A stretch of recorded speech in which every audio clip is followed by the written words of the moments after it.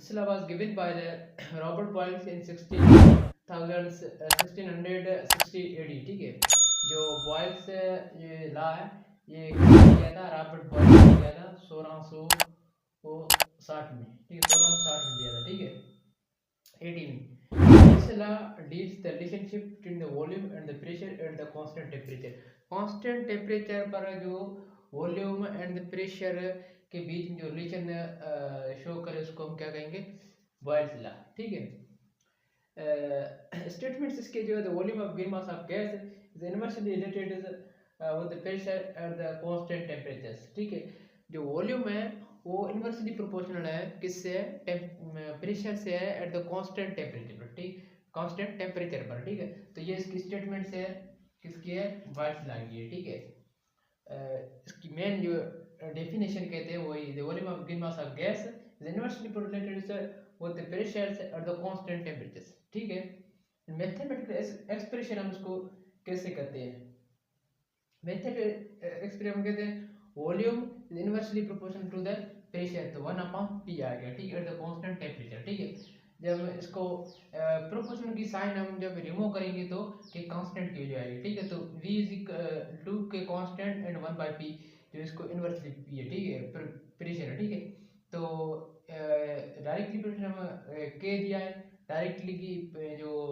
ये प्रोपोर्शन है इसको हम साइन के रिमूव करेंगे तो k कांस्टेंट देंगे। ठीक है, v is equal to k by p। ठीक है, v is equal to k by p है, तो अब देखिए v is equal to k by p, हमें क्या फाइंड करना है, k की वैल्यू फाइंड करनी है। तो k is equal to p यहाँ पर डिवाइड कर दिया, यहाँ पर मल्टीप्लाई होगा v p।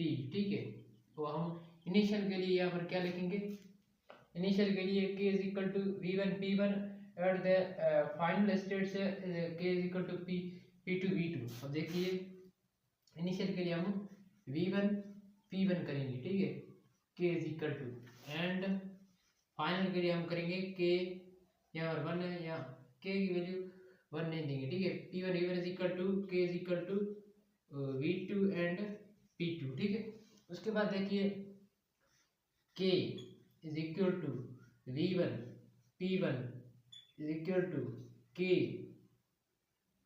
Is equal to v2 p2। ठीक है, एक ये वैल्यू है और एक ये वैल्यू है। अब इसको देखिए आप, इस k को यहाँ पर ले जाइए। ठीक है, तो k माइनस यहाँ प्लस का यहाँ पर माइनस का k माइनस में k is equal to v1 p1 is equal to v2 p2, k से कैंसिल हो गया, तो v1 p1 is equal to v2 p2। ठीक है, v1 p1 is equal to v2 p2, ये इसकी फाइनल मैथमेटिकल एक्सप्रेशन है। ठीक है, by combining equation 1 and 2, equation 1 and 2 हमने कंबाइन किए, उसके बाद p1 v1 is equal to p2 v2 ये हमें आंसर मिला है। ठीक है, k की वैल्यू हम कांस्टेंट लेते हैं, जो मैथमेटिक्स में वो k की वैल्यू 1 ही है। ठीक है, उसके बाद expression of the Boyle's law in the graphical method से, ग्राफिकल जो ग्राफ्स है वो बॉयल्स लॉ का वो कैसे होता है। ठीक है, अब देखिए वॉल्यूम एंड प्रेशर का हमने एक ग्राफ बनाया। ठीक है, यहाँ पर हमने एक ग्राफ बनाया है, और ये जो है ना इसकी कर्व लाइन, इसको हम क्या कहते हैं, कर्व कहते हैं। ठीक है, इसकी जो कर्व लाइन है ये शो करती है कि प्रेशर इंक्रीज हो रहा है या डिक्रीज हो रहा है, और वॉल्यूम इंक्रीज हो रहा है या डिक्रीज हो रहा है। अब देखिए यहाँ पर वॉल्यूम कितना है, 7 को इंक्लाइन कर रहा है। ठीक है, तो यहाँ पर वॉल्यूम 7 है और प्रेशर देखो 4 है।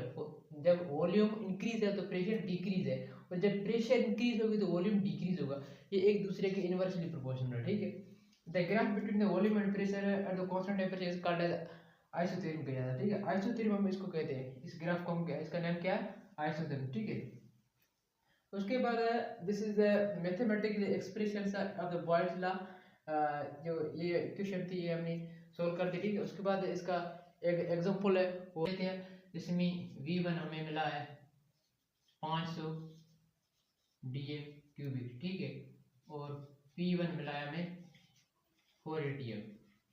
ठीक है, और बोल रहा है कि v2 हमें फाइंड करना है। ठीक है, और p2 हमें दिया इसने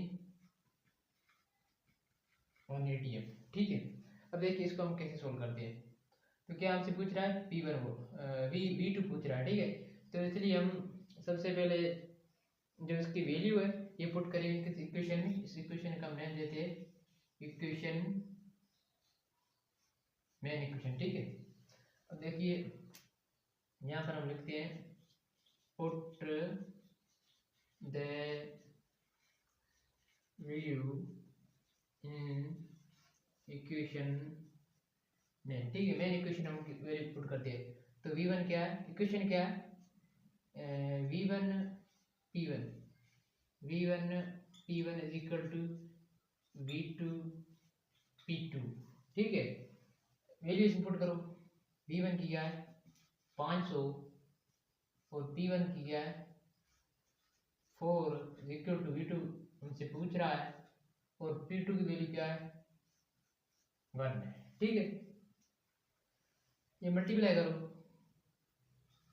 0 0 2 और 4 और 5 को मल्टीप्लाई करो 20। ठीक है, is equal to V2।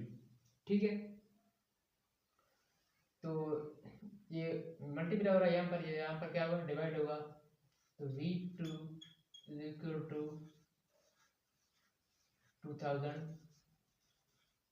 dm cube. ठीक है,